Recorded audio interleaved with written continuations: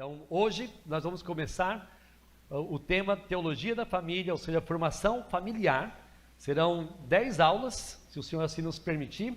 Nesse curso nós vamos falar sobre a família, especificamente, casamento, os papéis conjugais do homem, da mulher. Vamos falar sobre criação de filhos. Também falaremos sobre princípios bíblicos de finanças. Também vamos falar sobre comunicação e outros assuntos relacionados, então, às questões familiares. E hoje, então, nós vamos começar com a família como o plano de Deus, né? Família nos planos de Deus. Uma definição do conceito, dar uma passeada nas Escrituras, ver alguns textos que podem nos ajudar a entender o que é uma família, definir o assunto, também fazer um contraste com algumas teorias seculares a respeito de família, mostrar também quais são os desafios que temos para viver como família cristã nos dias de hoje. Então, a família, ela ocupa um lugar central nos propósitos de Deus. Deus criou a família antes mesmo de criar até mesmo a igreja, né, ou o Estado, o governo. Então, a instituição família é a principal instituição dentro dessa nossa estrutura que temos hoje de sociedade, de acordo com a palavra de Deus. Então nós vamos estudar esse tema e ver a importância da família nos planos de Deus e os desafios que nós enfrentamos nesse tempo de mundo contemporâneo. Claro, nós vamos estudar esse tema a partir das Escrituras, então nós vamos fazer muitas relações com os temas de aconselhamento bíblico, de suficiência das Escrituras, porque o que importa para nós é o que a Bíblia diz e queremos então entender isso e trazer para nossas vidas como esperança, desafio, aprendizagens diversas, né? Muito bem. Se você tem a apostila que compartilhei ontem no grupo de congregados, também de membros, eu vou agora iniciar com o tópico 4, que é o conceito bíblico de família. E aí você pode acompanhar também. Primeira coisa, né, dentro desse assunto de conceito. A família tem que ser vista como uma instituição criada por Deus. A família, então, ela não é um resultado de evolução social, como alguns teóricos dizem. A família surgiu por quê? Porque os homens começaram a se organizar, aí um dia um homem da caverna decidiu arrastar uma mulher para a sua caverna, falar, essa aqui vai ser minha, e assim então começou a estruturar uma família. Ou também, né, temos que lembrar que a família não surgiu por uma necessidade econômica, como também dizem alguns teóricos da antropologia, da sociologia, dizendo que alguém um dia percebeu que a mão de obra barata seria a família. Então ele vai ter filhos e os filhos vão trabalhar para ele. Bem, eu sei que tem gente que explora os filhos até hoje, não tenha dúvida. Mas a família não surgiu com este propósito, não surgiu com este fim. A família foi uma instituição criada por Deus, diretamente por Deus, num contexto de criação do mundo, lá no livro de Gênesis, e assim Deus estabeleceu os padrões, a estrutura do que seria uma família, e é a estrutura que devemos seguir até os dias de hoje. Veja o que diz o texto lá em Gênesis. Nós vamos dar uma olhadinha às vezes lá no livro de Gênesis, especialmente nesse fato da criação. Então, esteja preparado para ler. Gênesis 2, versículo 18. Um dos textos chaves ali da criação. No capítulo 2 de Gênesis, Deus começa a explicar um pouco mais detalhadamente a criação. No capítulo 1, a criação é contada de forma mais dinâmica, né? Cada acontecimento, cada evento dos dias da criação. No capítulo 2 de Gênesis, há uma ampliação da criação do homem e a instituição da família. Então é como se o sexto dia fosse colocado agora em destaque para mostrar como que foi a criação do homem. Então Deus fala sobre a criação do homem como algo muito especial, a partir aqui do versículo 4 até o versículo 17, e as instruções que Deus deu para o homem, no caso ali Adão, e aí no versículo 18, depois de ter criado o homem, ter colocado no jardim do Éden, de ter colocado Adão para aquelas responsabilidades de guardar e cultivar o jardim, veja o que diz o versículo 18. O Senhor Deus disse ainda: não é bom que o homem esteja só. Farei para ele uma auxiliadora que lhe seja semelhante a ele. O interessante aqui é ver que no capítulo 1, você vê a avaliação de Deus para cada evento da criação, terminando como era bom. E Deus viu que era bom. Mas quanto ao fato de criar apenas o homem e ele estar sozinho, Deus emite o seu parecer dizendo que não era bom. Não é bom que o homem esteja só. E aí então veja a decisão de Deus. Farei para ele. Deus é quem decidiu. Deus é que decidiu criar a família dessa forma. E ele então, farei para ele uma auxiliadora. Só nesse texto nós já temos muitas coisas importantes que nos ajudam a entender o que é uma família. Primeiramente, nós vemos que o homem foi criado por Deus, recebeu do Senhor algumas orientações, responsabilidades, e a mulher foi criada pelo Senhor para exercer uma função de auxiliar, para ajudar o marido no cumprimento da sua missão. E foi criada para ser aquela auxiliadora semelhante a ele. Porque nos versículos anteriores, você vai notar que Adão estava dando nomes aos animais e tudo, e não havia ninguém semelhante a ele. Não havia ninguém semelhante a ele. Sabe o que isso mostra? Que temos que tomar cuidado com a humanização dos pets dos dias de hoje, né? Porque animal não é igual ao homem. O homem foi criado segundo a imagem de Deus. Só que tem gente incluindo seus pets na estrutura de família, né? Ah, eu tenho quantos filhos? Ah, eu tenho 2, o João e a Meg. Ué, o que é isso? Não é filho, não é filha, né? Então, temos que tomar cuidado com isso para não usar um termo tão caro, tão precioso, de relacionamento pai, mãe, filhos, para animais que não foram criados segundo a imagem de Deus. Bem, isso aqui foi só um brinde, foi um extra, né? Isso não é uma proibição para se ter pet. Se você quer ter pet, tenha, tudo bem. Só tome cuidado com essa ideia de filiação, né? Isso é algo que nós não devemos valorizar assim nesses dias. A família é a mais antiga e fundamental de todas as instituições, sendo o alicerce da ordem social estabelecida por Deus. Deus criou a família. Então eu quero dar uma definição para nos ajudar a pensar mais no conceito de família. Família é a união pactual entre um homem e uma mulher. Então note, primeira parte dessa definição. É uma união pactual, é um compromisso. Não é um contrato.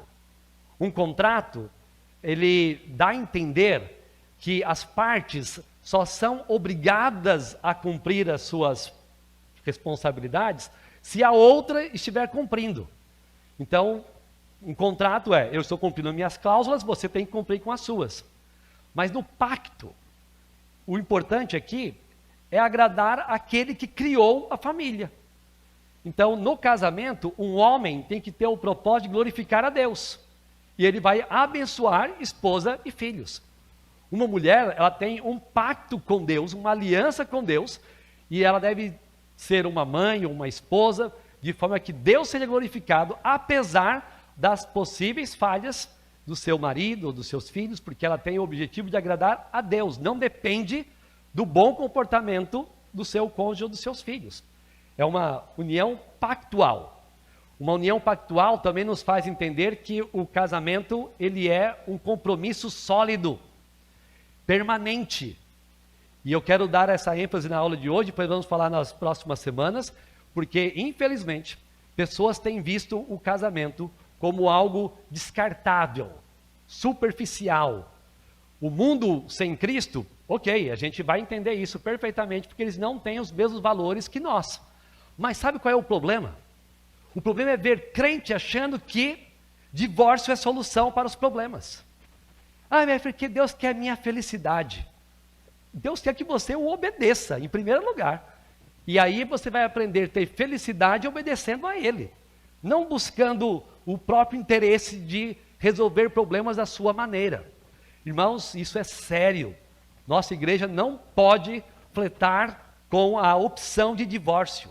Isso é pecaminoso, Deus odeia, e isso não é relacionamento entre um homem e uma mulher, e nós temos que ver isso como pecado e confrontar as pessoas quanto a isso e encorajá-las para tentar restaurar relacionamentos, porque o Senhor que criou o casamento é aquele que tem a solução para o casamento.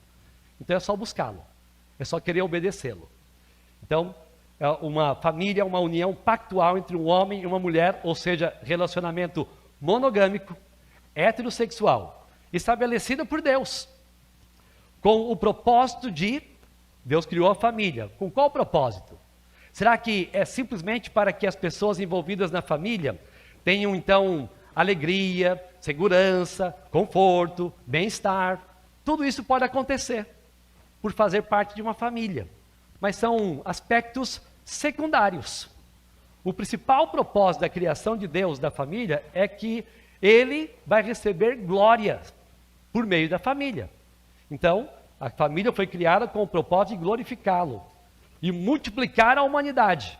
Então Deus criou a família para a sua glória, para obedecer os teus princípios e para que a sua glória seja espalhada pelo mundo. Isso é família, né? Então o casal decide ter seu filho, outro filho, e vai se espalhando, vai cumprindo com a bênção do Senhor de se multiplicar e encher a terra. Sim, alguns tentam encher a terra sozinhos, isso é verdade, né? Tentam ter 4, 5, 6, 7, 8, 9, 10 filhos e amém, que o Senhor abençoe. Eu sou de origem de 2 famílias grandes, do lado do meu pai 9 tios e tias, da minha mãe também 9, mas recentemente alguém me falou aqui da igreja, até esqueci quem foi, que foram 18, 20, uma coisa assim, né? Então, amém, que assim seja, né? Só que a geração dos Enzos e Valentinas são 1 ou 2, né? Bem menos. Então, mas o importante é entender que o Senhor criou a família para multiplicar, para glorificar o seu nome, transmitir a fé e refletir sua imagem no mundo. Transmitir a fé. Então veja que essa definição já nos ajuda a entender várias das responsabilidades que temos como família. Depois eu vou falar mais sobre isso, mas nesse ponto a gente já pode entender que uma família deve ensinar sobre Deus. Uma família deve falar sobre Jesus. Deve ensinar as Escrituras. Isso faz parte da responsabilidade de uma família cristã. Mais uma vez, veja o texto agora em Gênesis, voltando para o capítulo 1. Capítulo 1. Versículo 26. Até o 28. Para nós notarmos mais uma vez a decisão de Deus da criação e os padrões de família que já foram sendo estabelecidos bem aqui nesse início, que mais tarde Jesus faz referência nos evangelhos sobre essa estrutura, e também Paulo, escrevendo aos Efésios, também faz menção dessa estrutura, o que nos mostra que não é uma questão cultural ou antiga que deve ficar para trás, porque Jesus fez uso dessa estrutura, Paulo fez uso, e nós vemos que casamento, família, tem esses aspectos estabelecidos na criação. Versículo 26. E Deus disse: façamos o ser humano à nossa imagem, conforme a nossa semelhança. Tenha ele domínio sobre os peixes do mar, sobre as aves dos céus, sobre os animais domésticos, sobre toda a terra, sobre todos os animais que rastejam pela terra. Versículo 27. Assim Deus criou o ser humano à sua imagem. A imagem de Deus o criou. Homem e mulher os criou. E Deus abençoou e lhes disse: sejam fecundos, multipliquem-se, encham a terra e sujeitem-na, tenham domínio sobre os peixes do mar, sobre as aves dos céus e sobre todo animal que rasteja pela terra. Note aqui as palavras da bênção do versículo 28. Sejam fecundos, multipliquem-se, enchem a terra sujeitem-na ou governem-a, exerçam o seu domínio sobre essa criação.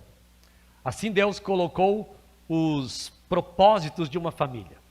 Vocês devem viver para agradar a mim, vamos entender assim, né? Viver para fazer aquilo que eu estou mandando e dizendo que vocês têm que fazer, e ajudar com que essa relação que nós temos, Deus Criador da família, se espalhe por todas as gerações. Deus criou a família assim. E no versículo 1 do capítulo 9, agora já nos dias de Noé, né, depois então da criação, Adão e Eva, a queda do homem e o homicídio de Caim contra Abel, e as histórias vão se desenvolvendo. Aí temos então o dilúvio, porque o mundo era mau, e Deus assim decidiu punir toda aquela maldade. E aí no capítulo 9, nós temos a repetição de parte desta bênção. Capítulo 9, versículo 1. Deus abençoou a Noé e os seus filhos, dizendo: sejam fecundos, multipliquem-se, encham a terra. Veja o versículo 7 do capítulo 9. Mas sejam fecundos e multipliquem-se, povoem a terra e multipliquem-se sobre ela. Muito bem, aqui nós já vemos que aquilo que Deus disse para a criação, na criação do homem, foi repetido para os filhos de Noé, e isso faz parte então da nossa vida, né, como família. Sim, então tem uma bênção aqui para as famílias terem filhos? Sim, é o que Deus estabeleceu. Isso já nos ajuda a entender que casamento envolve então um homem e uma mulher, porque só assim é que será possível ter filhos, de forma biológica, natural. É o plano de Deus. E será que o casal está certo em decidir? Veja bem, é diferente não ter condição de saúde, de decidir não ter filhos. Aí é outra coisa. Será que essa é a permissão ou um incentivo de Deus para as pessoas decidirem: não, eu não quero ter filhos? Qual é a sua resposta? O que você diria para alguém que fala: não, de jeito nenhum, não quero ter filho não. Deus me livre. Eu já ouvi as seguintes expressões. Eu já ouvi no meu tempo de ministério pastoral. Certa vez um casal disse o seguinte: mas eu tenho medo de trazer uma criança para este mundo tão cruel, com tantos problemas. Eu não quero trazer uma criança para este mundo. Bem, isso revela um coração piedoso? Santo? Temente a Deus? Não. Isso demonstra o quê? Que tipo de coração é esse? Diga. Ansioso, medo, né? Porque o Deus que disse que devemos ter filhos é o Deus que é o Deus soberano do universo, sobre todas as coisas. Então, em meio às dificuldades que existem, o Senhor nos capacita para sermos bênção para os nossos filhos. Já ouvi também alguém dizer o seguinte: mas quando eu vejo essas crianças aí, essas crianças tão bagunceiras, eu não quero ter esse incômodo na minha casa. Será que isso é um motivo piedoso? Claro que não, né? Crianças dão trabalho, claro, né? Aqueles que já tiveram seus filhos sabem muito bem as noites de sono que você perde, exceto os homens que dormem direto, né? Mas as mulheres, elas costumam, né, acordar de cada choro de bebê e tal, né? Vai tendo que lidar com isso, mas tem as complicações. E depois a fase de educação e tudo, não é fácil. Mas o Senhor também nos capacita para educarmos filhos. Então, entender que criança dá trabalho e não querer ter filhos, não é uma atitude piedosa, mas é uma decisão pecaminosa. Uma outra vez também ouvi algo como: não, eu não quero porque atrapalha minha carreira profissional, meu desenvolvimento profissional, não quero. Ou ainda, não, isso traz muitas mudanças orgânicas, né, físicas, eu não quero passar por isso. Todos esses motivos são motivos pecaminosos. Porque não houve nenhuma decisão aqui de, eu não vou ter filhos porque eu quero glorificar a Deus por causa disso, disso e disso. Não houve. Então veja que temos que tomar cuidado com essas decisões egoístas e não permitir que nossos filhos, né, desenvolvam essas ideias que são tão comuns até no meio da nossa sociedade, que não usa princípios bíblicos para estabelecimento da família. E a estrutura familiar? Como é que ela foi estabelecida? Bem, Deus estabeleceu uma estrutura. Deus estabeleceu um modelo de família. Então, o que importa para nós é vivemos o modelo de Deus e assim vamos glorificar a Ele, vivendo como Ele estabeleceu os princípios de família. Primeiro, temos que lembrar que Deus é a autoridade suprema sobre as famílias. Por quê? Ele é o Criador, Ele é o Deus soberano, é Ele que estabeleceu os papéis no casamento, é Ele que estabeleceu como deve ser a relação pais e filhos. Ele é o Deus soberano, Ele é o Deus Criador, Ele é o Senhor de tudo e todos. Ele tem o direito de definir como a família deve existir e como ela deve funcionar. É Ele que estabeleceu. Então, uma família tem que ter como referência Deus, porque é Ele que estabeleceu a estrutura que devemos seguir nos dias de hoje. Então, a família pertence a Deus antes de pertencer a indivíduos como nós. Minha família, sim, eu posso usar essa expressão, mas entendendo que eu sou um mordomo do Senhor, porque é Ele que estabeleceu a minha casa, a minha família. Então, tudo pertence ao Senhor. Uma outra questão de estrutura importante é que o casamento tem que ser visto, como nós já mencionamos, como uma aliança pactual. A família nasce de uma aliança, não apenas de sentimentos. Pessoas que estabelecem relacionamento de casamento na base do sentimento, pode facilmente passar por dificuldades e logo desistir da instituição casamento. Mas sabe, não estou sentindo mais o que eu sentia antes. Não amo mais como eu amava antes. E aí começa então a basear a sua decisão, suas decisões em sentimentos e emoções. E não mais na aliança pactual com o Senhor. Parece que isso pode soar às vezes para alguns como, mas será que Deus não é um Deus misericordioso, que entende as fraquezas dos homens, dos seres humanos, e assim Ele vai entender, né, que algumas vezes realmente tem que acabar com aquele casamento? Irmãos, isso é um absurdo. Nós temos que entender assim, Deus tem soluções. E se você for conversar com qualquer casal em crise, e você for olhar para o que diz as Escrituras, você vai logo perceber que ambos, ou pelo menos uma das partes, não está vivendo biblicamente e está trazendo complicações para o casamento. Mas o Senhor tem a solução. Uma das coisas que eu quero destacar bem nesse início, é que o nosso Deus, aquele que tem a soberania sobre tudo e todos, é o Deus que tem o coração do rei nas suas mãos. É o Deus que pode mudar o curso dos rios. É o Deus que pode mudar o coração do cônjuge desobediente. É o Deus que pode mudar o coração daquela pessoa que não está agindo biblicamente. Portanto, a melhor atitude para lidar com o conflito é orar a Deus, depender dEle, dar bom testemunho da nossa fé cristã, expressar com a nossa vida a dependência do Senhor e esperar então que Ele esteja nos auxiliando e nos ajudando.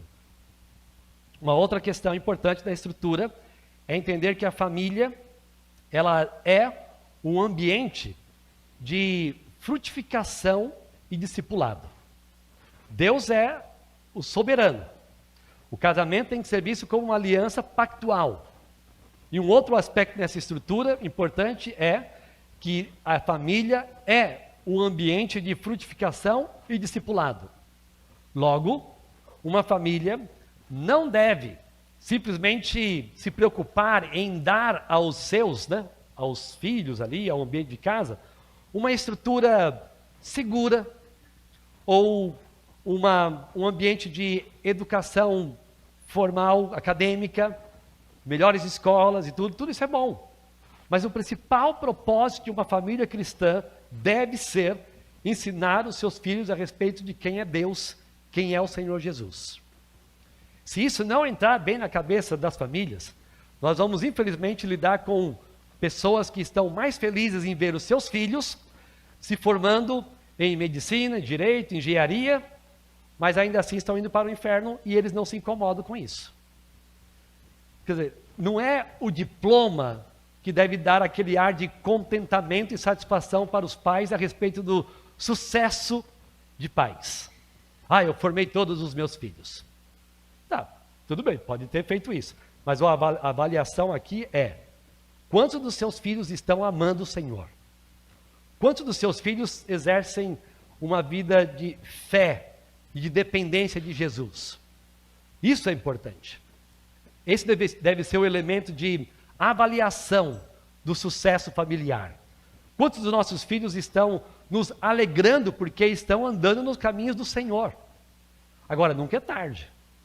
Pode ser que ainda vamos ver este filho ou aquele outro se entregando ao Senhor, mas o objetivo da família, desde a idade mais bem tenra, bem nova, deve ser a de frutificar, falando sobre Jesus e formando um ambiente de discipulado.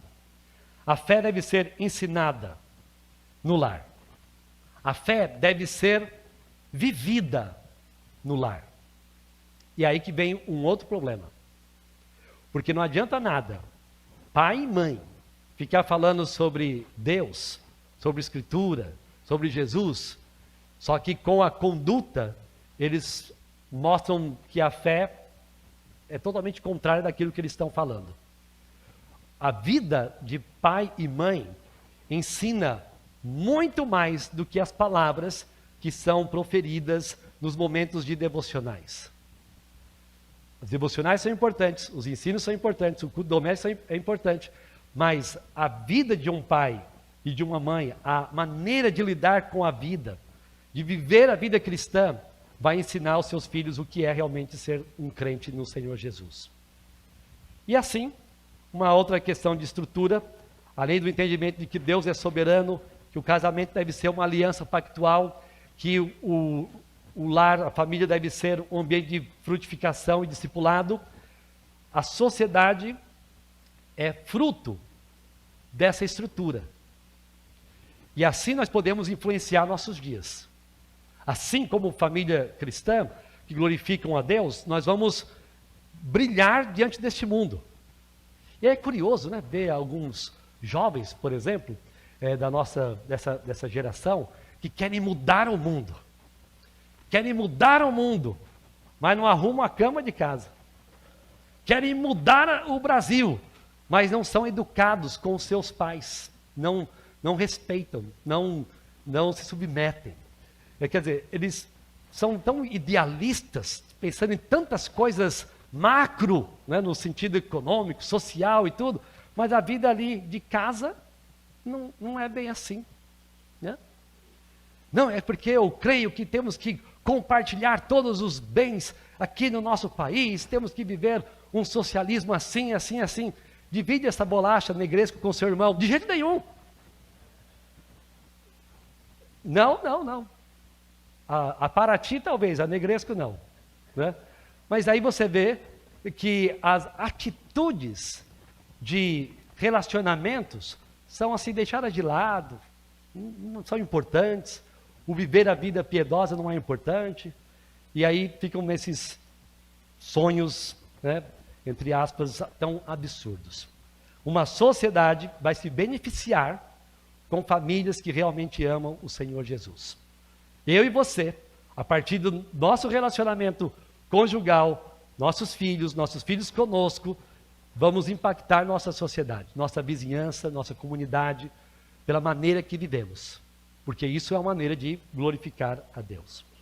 Deus não apenas criou a família, mas definiu como ela deve funcionar, incluindo papéis distintos de homem, de mulher, de pai, de mãe, de filhos e também complementares.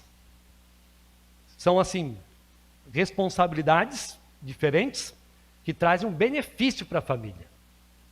E assim, o Senhor quer que todos esses papéis sejam cumpridos em dignidade diante dele, como o Criador. Ok, veja bem o que é uma família. Família, espero que você consiga já ter uma boa definição desse conceito, é uma união pactual, uma aliança entre um homem, uma mulher, que estão desejosos de obedecer os princípios da palavra de Deus, e assim vão glorificar o Senhor por meio da vida deles, na relação com seus filhos, proporcionando esse ambiente para que os filhos sejam discipulados, que haja frutos, assim vão multiplicar a glória de Deus, vão espalhar a glória de Deus diante dos homens. Então, nós devemos seguir definições de família como essa. Isso é bom. Agora, você sabe que existe também o conceito de família espiritual. Eu só vou mencionar só para a gente entender que existe uma relação interessante nessa estrutura, nesses aspectos de família que a gente vai chamar de sangue, de família biológica, mas também a família espiritual. Quando você não sabe o nome da pessoa que está ao seu lado, qual é o melhor nome que você pode usar, ou a expressão que você pode usar para se referir a ela? Irmão. Olha para a pessoa ao seu lado aí e fala: e aí, meu irmão? Ô, irmã. Você... Agora, me fala o nome de 2 ou 3 que está na sua frente aí, que talvez você... né? Aí já começa, né? Aí já começa. Tal. Qual é o nome mesmo? Qual é o nome mesmo? Então, existem as figuras, né, que são aquelas figurinhas carimbadas, que todo mundo sabe o nome, né? E há outros que você precisa ter relacionamento, conversar, guardar o nome. E eu te desafio a fazer o seguinte, na família espiritual. Aprender o nome de alguém, nesse dia, por exemplo, ore por esse nome 1 semana. Isso vai te ajudar a guardar nomes. Esse negócio de, eu não sou bom com nomes e tal. Olha, se você tem interesse de ser bênção e de querer guardar, você guarda. Então, uma boa maneira é, olha, eu não sabia qual é o seu nome. Seu nome é? Tal. Muito bem. Vou orar por você. Aí você ora 1 semana por esse nome e você vai guardar esse nome. Então, faça bons exercícios assim. Muito bem, mas existe a família espiritual. Uma família espiritual que é diferente da família natural, biológica, mas é uma família muito especial também. A Escritura nos apresenta uma família a partir do relacionamento com Deus e com Cristo. Deus é o Pai. Jesus disse várias vezes assim nos Evangelhos: o Pai de vocês, que está nos céus. Olha só que interessante. Ele nos dá o privilégio de termos um relacionamento com o Criador, o vendo como um Pai. E aí, então, aquela expressão comum entre os irmãos da igreja, porque nós vemos isso no livro de Atos algumas vezes, também nas epístolas, o irmão tal, né?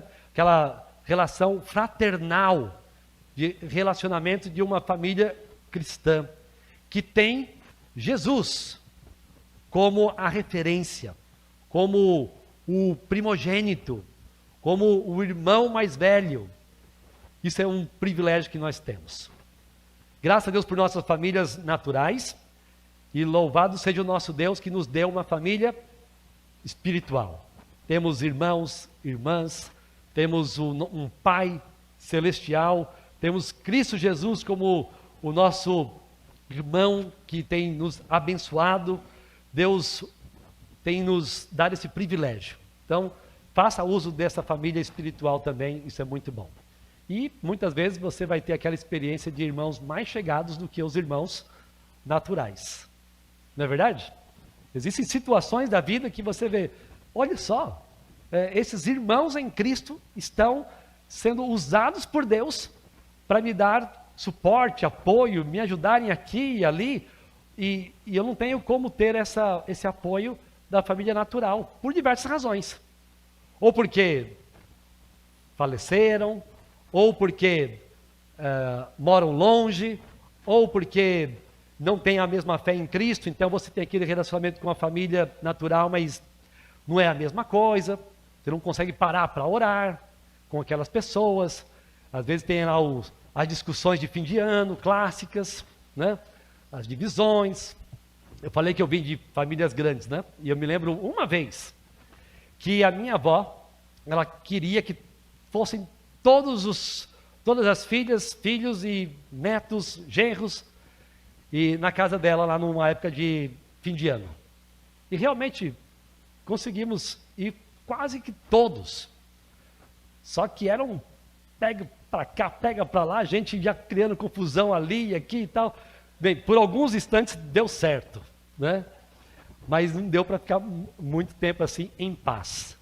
Famílias sem o propósito de glorificar ao Senhor. E nos dias de hoje, famílias se reúnem às vezes por conta das festas, e aí a discussão vem por causa de quê? Política, time de futebol, né? E, enfim. E às vezes ficam sem se falar por tempos e tempos, porque não vivem os princípios da palavra. Mas, crentes no Senhor Jesus, claro, não fazem isso. Eles são amáveis, eles são gentis, eles vencem o mal com o bem. Eles sabem que não podem ser bem tratados por aqueles que não têm Jesus, mas eles espelham Jesus e sua graça para outros. Então, ame a sua sogra, meu irmão. Ame. Ame o seu cunhado. Tá? Ame o seu cunhado. Esse que você pensou também, né? Pode ter certeza que vale a pena você amar. Item 6 da nossa apostila.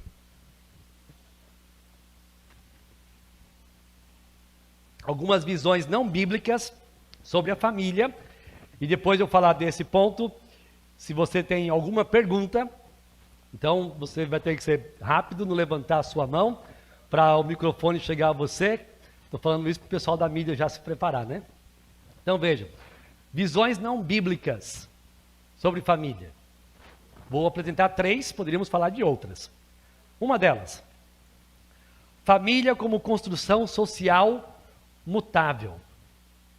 A cultura contemporânea, ela define família com base em afetividade, em autonomia individual, em consenso social. Quer dizer, quem determina os padrões de família não são as escrituras, não é a Bíblia. É o que você individualmente pensa sobre família que vale. Então, se você entende que a sua família tem que ser assim ou assim, então você tem todo o direito de fazer isso. Porque o que importa aqui é a relação afetiva que você tem com as pessoas e tal, as suas emoções, seus sentimentos. Então essa é uma construção social, uma construção mutável. Essa visão nega a criação como revelação e substitui a autoridade das escrituras pela cultura. Então o que vale é a cultura. Nessa visão, pessoas vão dizer assim: ah, sim, antigamente a família judaica, cristã, a família de acordo com a Bíblia era assim e assim. Nos dias de hoje não. Por quê? Porque mudou. Construção social. Essa é a visão errada sobre família. Que família, como nós já falamos, tem um padrão estabelecido por Deus, imutável.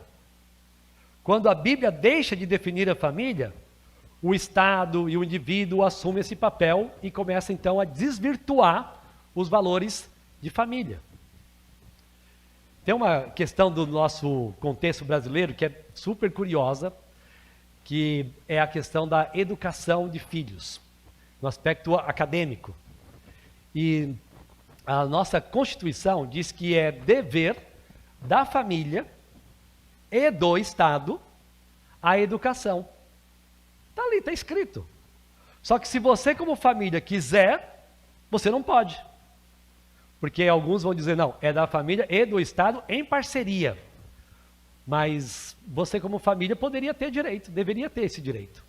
Por isso existe essa discussão toda sobre a educação doméstica, né, nos nossos dias aí. Não é algo fácil para fazer, mas quem quer fazer e tem condição para isso, por que não pode? Por que o Estado tem que proibir isso? Por que o Estado vai proibir que uma pessoa eduque o seu filho academicamente? Então veja que existem esses problemas nos nossos dias. Não acredito que todas as famílias cristãs conseguiriam fazer a educação doméstica. Ela exige muito.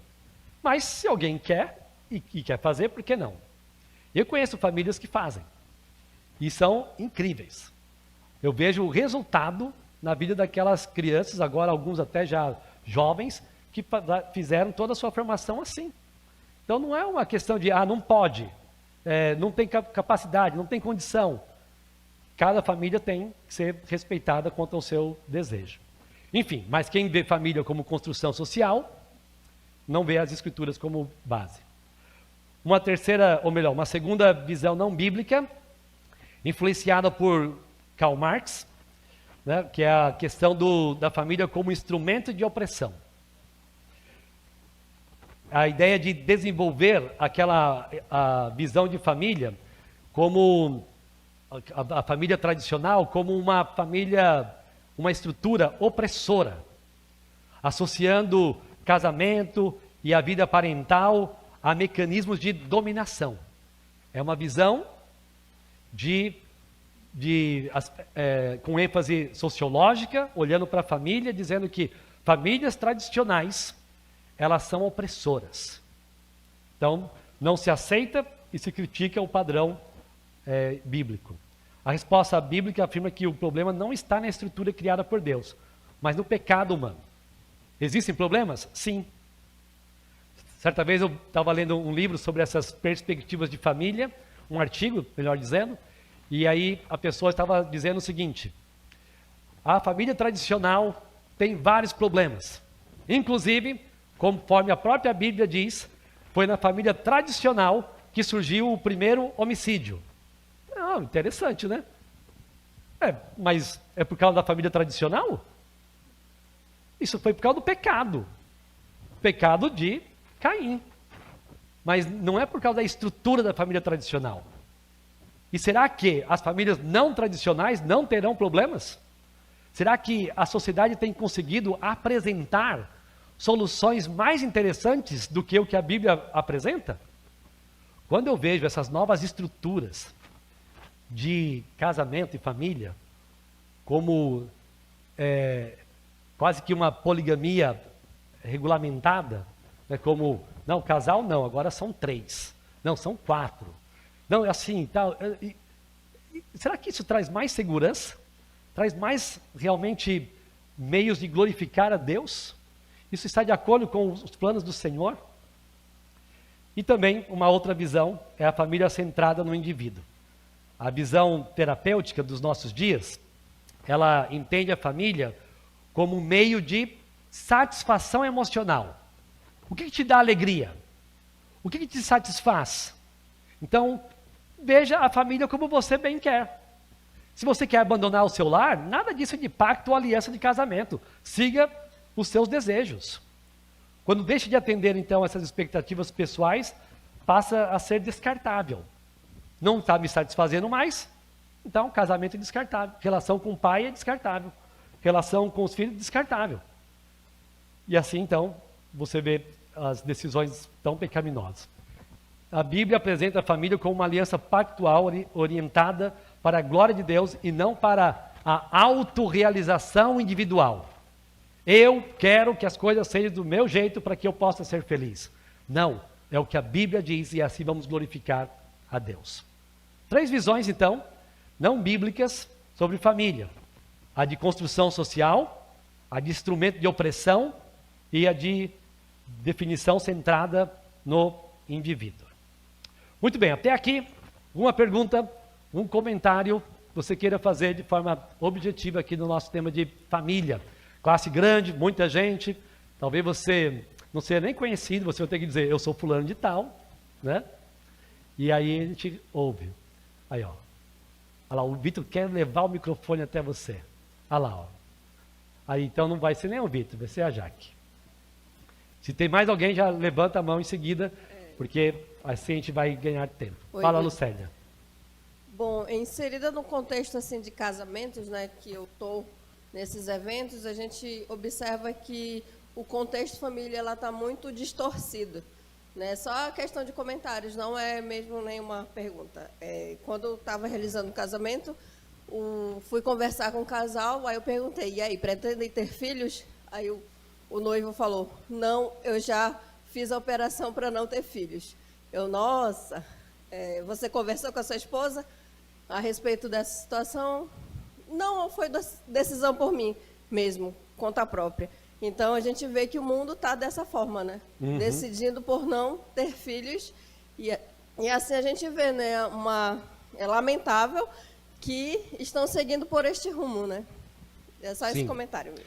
E correto, né? Aquela que comprova o quê? Comprova essas decisões individuais, satisfação pessoal, é o que eu quero, é o que eu penso, tem que ser do meu jeito. E o casamento e a família, ela é uma excelente estrutura para nós lidarmos com os nossos egoísmos. Veja bem, o solteiro, ele tem a tendência de viver para si mesmo, especialmente o jovem adulto. Ele faz, digamos, quase tudo como quer, na hora que quer. Quando ele começa a namorar, a coisa já fica diferente.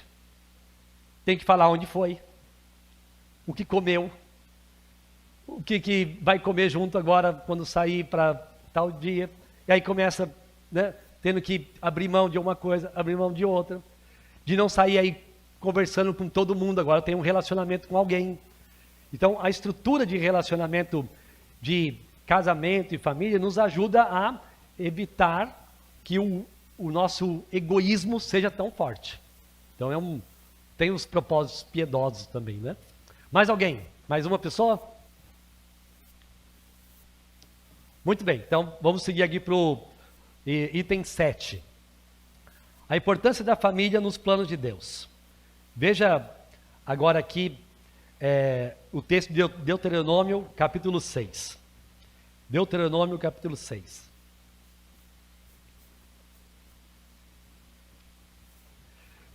Deus usa a família como uma comunidade teológica. Ele estabeleceu a família como uma comunidade para se falar sobre Deus, para falar sobre Ele, para falar sobre as Escrituras. Então, um dos propósitos da família é o propósito de ser um ambiente, de ser um ambiente de ensino teológico, ensino bíblico e discipulado. Essa deve ser uma das bases da família. Eu vou viver de acordo com os planos de Deus, se o meu lar estiver vivendo para Cristo. Porque senão não é uma família cristã.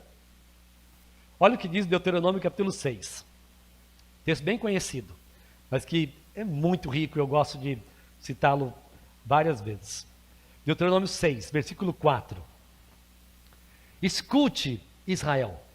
Então Deus falando com o povo, com a nação de Israel. O Senhor, nosso Deus, é o único Senhor. Então vem uma afirmação de quem é Deus. Lembra que nós falamos da estrutura de família? Qual é o primeiro aspecto da estrutura? Deus. Deus é o Criador. Deus é o soberano. Então, Israel, pais, lembre-se disso. O Senhor é o único Senhor, é o único Deus. Versículo 5.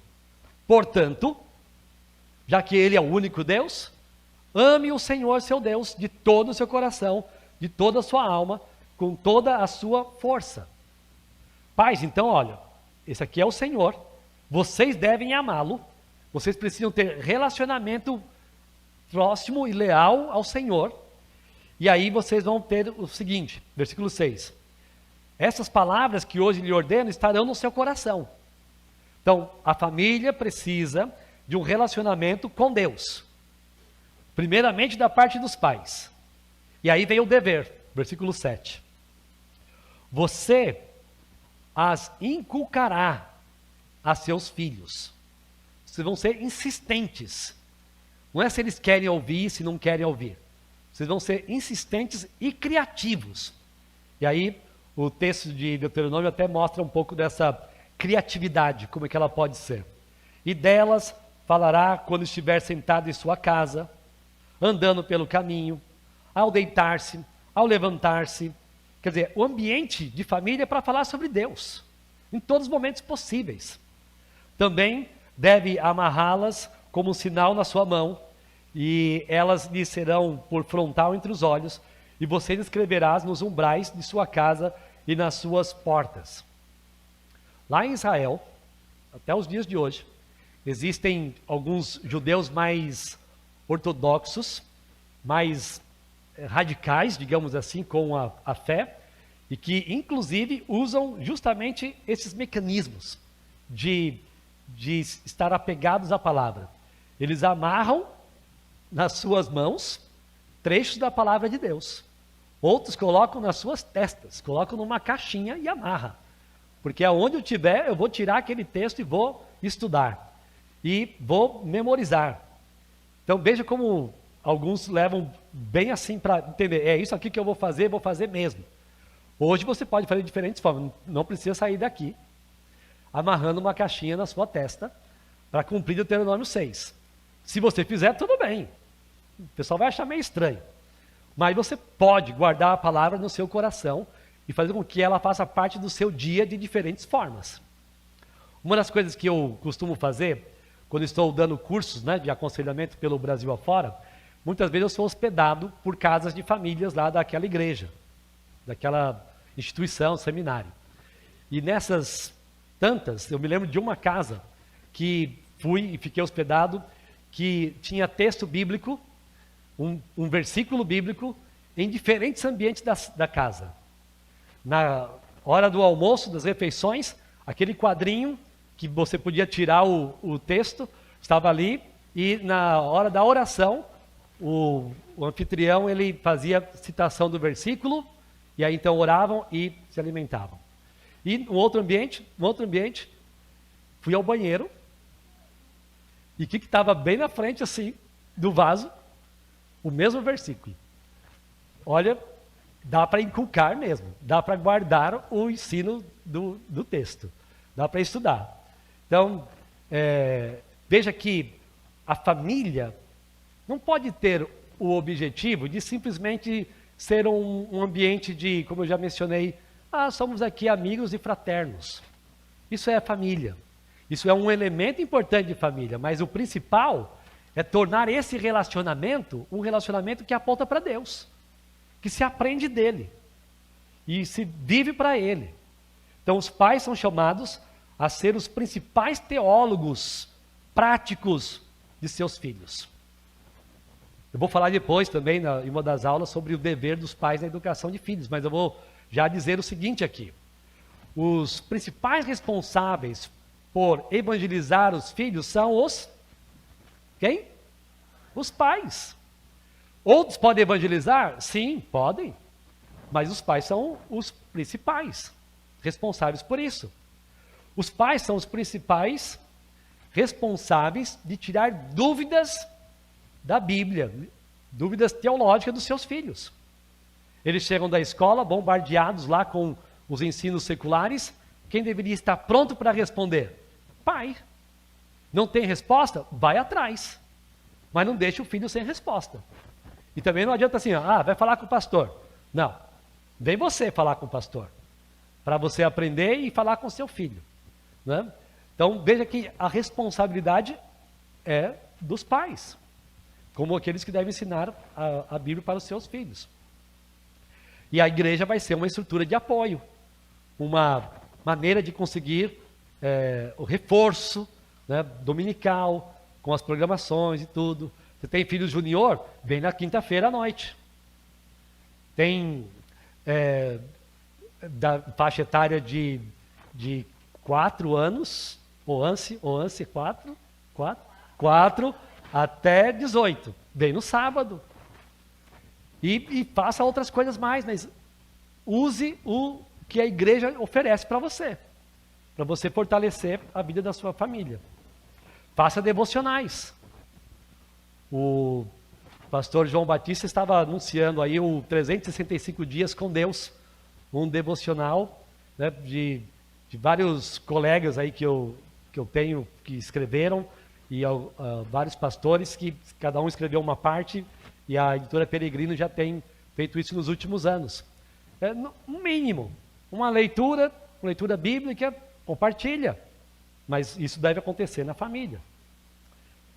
Uma outra importância da família. A família, além de ser essa comunidade teológica, ela também deve ser uma comunidade redimida. O que eu quero dizer com isso? A família, ela funciona como um laboratório da graça e misericórdia de Deus, onde você pode exercitar arrependimento, confissão, perdão, exortação. Então você sabe que Deus faz isso com você. E agora, naquele ambiente de família, você tem diversas oportunidades para ser gracioso, para ser amável intencionalmente com o pai, com a mãe, com os filhos, com o cônjuge, porque todos ali são pecadores. E se você acha que problemas não vão surgir na sua casa porque todos dizem ser crentes, você está muito enganado. Vai surgir algum probleminha lá. Mas aí é a hora de resolver como? Com os ensinos redentores de Cristo Jesus. Você vai usar na sua casa aquilo que Jesus ensina. Vença o mal com o bem. Então, teve alguém ali que fez algum mal, deu alguma resposta dura? Você é crente do Senhor Jesus. Você vai responder amavelmente, porque você entende que a resposta branda desvia o furor. Mas a palavra dura suscita a ira. Você entende que alguém não fez o que devia fazer? Você vai lá, faz, expressa seu amor e misericórdia por uma pessoa que não fez o que devia fazer.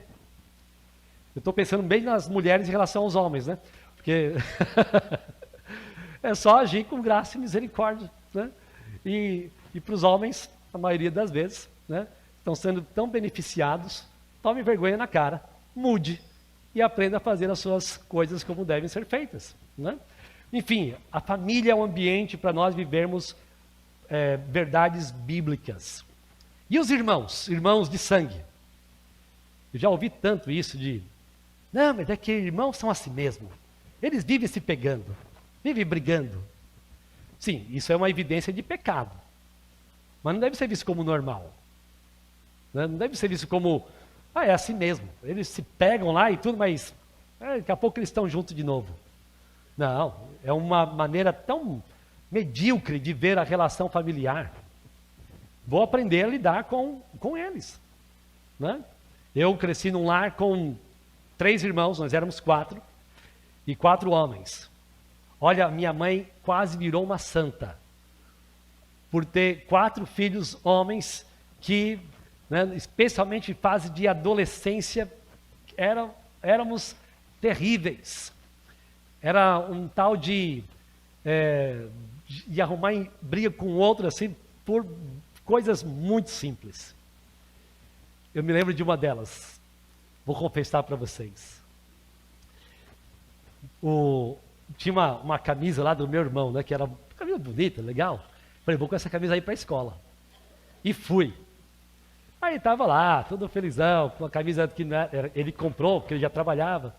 Estava chegando da escola, ele me viu. Ele me fez tirar a camisa na rua. Eu vou falar com ele hoje sobre isso, ver se ele lembra. Né? Mas essas são as atitudes que alguns acham, é normal. Que normal? Isso é egoísmo, isso é uma vida pecaminosa. Quem que resolve isso? Cristo Jesus. E a comunidade redimida é uma família que está focada em lidar com seus ídolos do coração e que está interessada em promover santificação.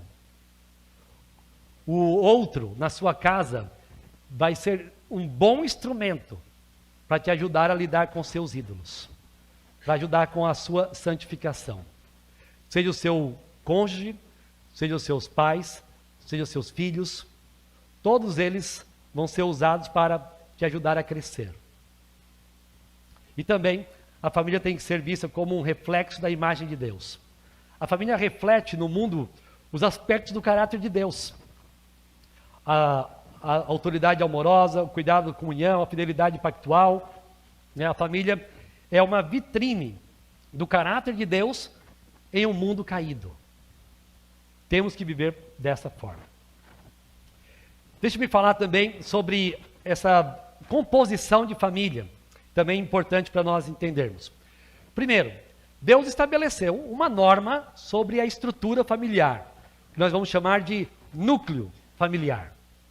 Deus estabeleceu assim. Como é que a gente sabe disso? Bem, lá em Gênesis, nós temos no texto de Gênesis 2, versículo 24, por isso deixa o homem, seu pai e sua mãe, una-se à sua mulher. Temos ali já uma indicação de que pai e mãe faz parte de uma relação familiar. Que quando um homem se casa, ele tem que aprender a deixar. Não é abandonar ou desprezar, mas é focar agora a atenção e prioridade na vida do seu cônjuge, da sua mulher, do seu marido. Como tem problemas de casais hoje só por causa disso. Ah, é porque é minha mãe, né? Ah, é porque é o meu pai, né? E aí a pessoa não deixa com que esse desapego aconteça na sua vida. Porque está sempre mais preocupado com o pai e mãe do que com o próprio cônjuge. Isso é um perigo. Mas vamos falar isso em outra aula. Mas aqui nós já vemos um elemento de uma família nuclear. Deixa pai e mãe, une-se a sua mulher. E agora vão vir os filhos. Então a família nuclear é composta por pai, mãe e filhos. Esse é o padrão criado por Deus. Este é o referencial para o ensino e organização familiar. Em Deuteronômio 6, nós vemos os pais recebendo ordem para educar filhos. Em Efésios 6, nós temos exortações dos pais para com os filhos e dos filhos para com os pais. Então veja que essa é a estrutura nuclear de uma família. Nós não temos ordens dos bisavós educarem os seus bisnetos. Pode ser vivida uma relação de princípios cristãos, óbvio, vou fazer com que seja uma bênção lá, meu relacionamento com ele, seja os avós em relação aos netos e assim por diante. Parêntese, não quer dizer que avós têm direito de estragar netos. Fuja dessa ideia, né? Os avós devem ser piedosos na vida dos seus netos. Mas a responsabilidade primária é dos pais em educar os seus filhos. Por quê? Porque essa é a família nuclear. Essa é a relação estabelecida por Deus de estrutura de família. Existe também aquilo que nós podemos chamar de família monoparental. O que é a família monoparental?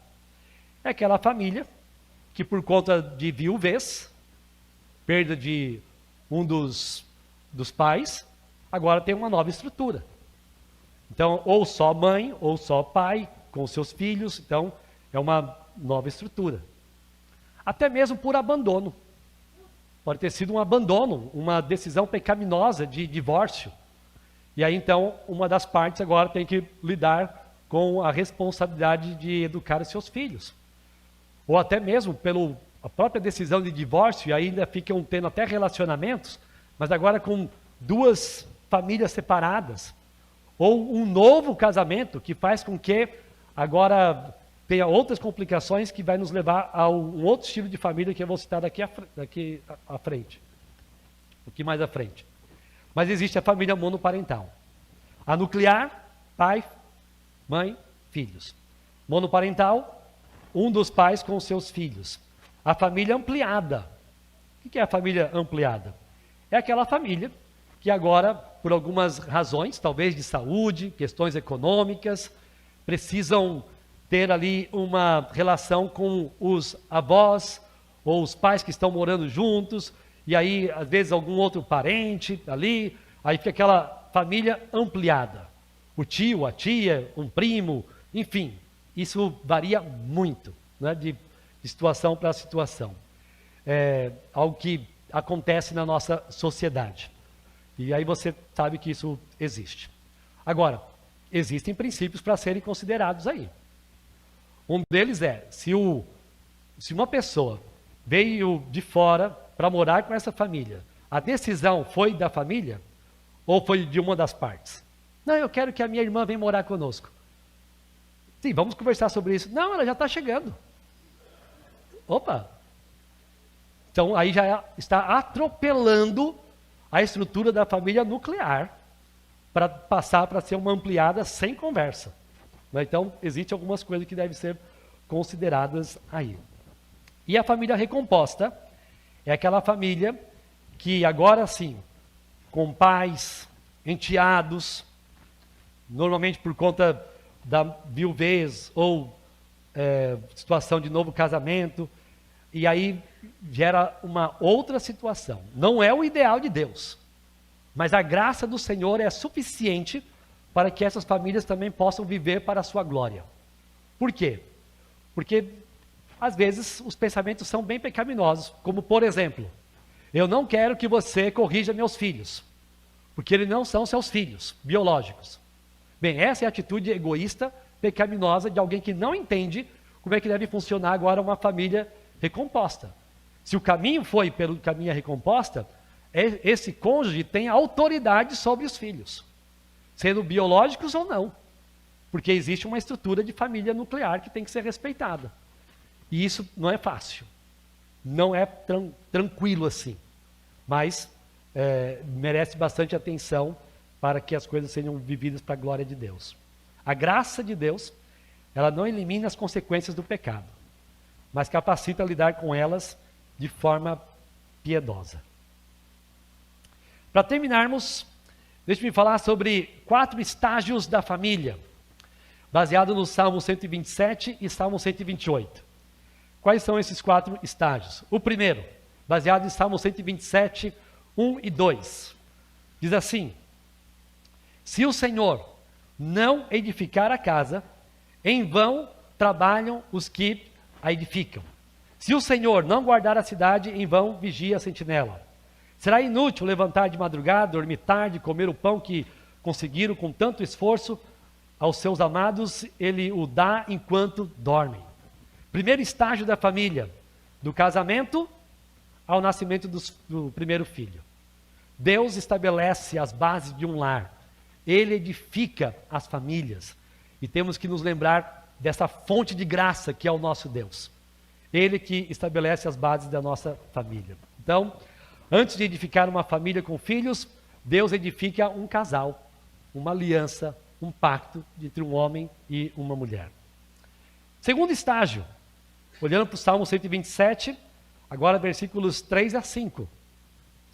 Herança do Senhor são os filhos, o fruto do ventre, seu galardão. Como flechas na mão do guerreiro, assim são os filhos da sua mocidade. Feliz o homem que enche deles a sua aljava, não será envergonhado quando enfrentar os seus inimigos no tribunal. Segundo estágio, já que o primeiro é casamento até nascimento do primeiro filho, o segundo estágio de uma família, normalmente, agora é do nascimento dos filhos. Então, a herança do Senhor são os filhos. O Senhor vai dando recompensas, dádivas para aquele casal que são os filhos. A visão sobre filhos deve ser esta, uma dádiva do Senhor. Terceiro estágio é o anos de formação e desprendimento. Salmo 128. Bem-aventurado aquele que teme ao Senhor e anda nos seus caminhos. Você comerá o fruto do seu trabalho. Será feliz e tudo irá bem com você. Sua esposa, no interior da sua casa, será como uma videira frutífera. Seus filhos serão como um rebento de oliveira ao redor da sua mesa. Então agora, aquele tempo de instrução, de disciplina, de preparo dos filhos para a vida adulta. Terceiro estágio. Estou educando filhos agora para que eles tenham uma vida adulta, vivendo para a glória do Senhor. E aí vão acontecendo os casamentos. E eles então vão seguindo outros rumos com aquilo que foi ensinado pela família nuclear. A glorificarem a Deus aonde estiverem, seja em Curitiba ou em Anápolis. Né? Vamos lá. E o retorno ao núcleo original. Última etapa. Marido e mulher agora nos anos finais de vida. O que alguns chamam de ninho vazio. Alguns chamam de síndrome do ninho vazio, porque vem como problema. Mas não é problema, desde que o casal tenha se preparado para isso. E se alegram com as decisões que os filhos tomaram no Senhor. Isso é uma alegria, é o que motiva.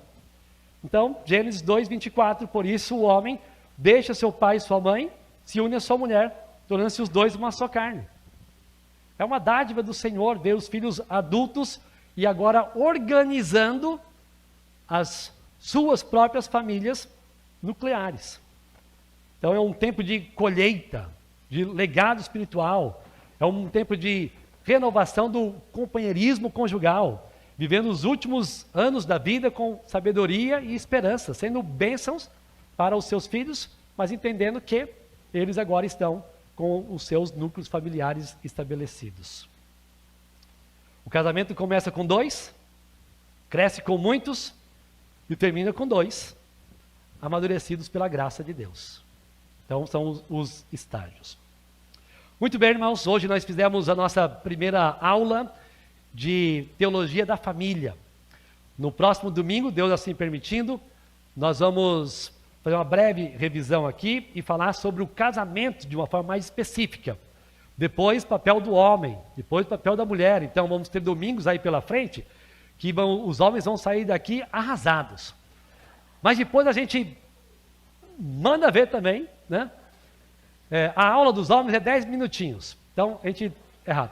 Da mulher vai ser umas 3 aulas, para a gente deixar bem estabelecido o que, né, é o papel delas. Né?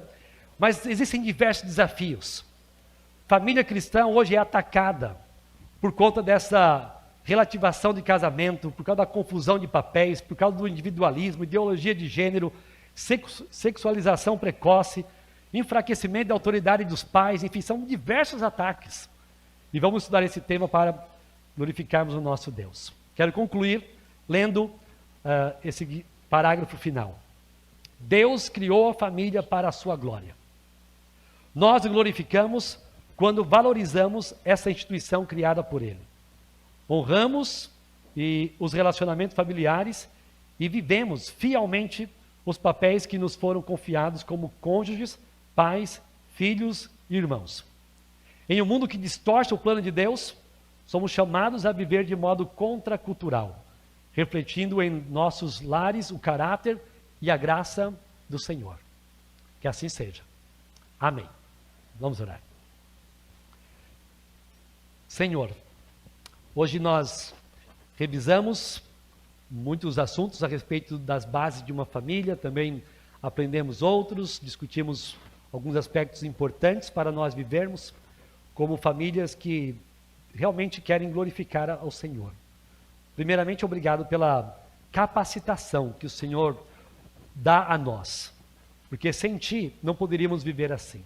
Sem a Sua graça não conseguiríamos viver os papéis no casamento ou ter famílias de acordo com a Tua palavra. Obrigado pela capacitação que vem do Senhor. E diante dos desafios que nós temos, nos ajude a realmente amarmos o que devemos amar, a valorizarmos os princípios da palavra para estarmos trabalhando em nossas casas. Mesmo naquilo que temos feito coisas boas, que continuemos fazendo melhor ainda. E nas áreas fracas, ó Pai, da nossa vida, seja como pais, cônjuges, filhos, irmãos, avós, que nós saibamos nos corrigir rapidamente, para vivermos para a glória do Senhor, abençoando aqueles que o Senhor tem colocado ao nosso redor. No nome de Jesus. Amém.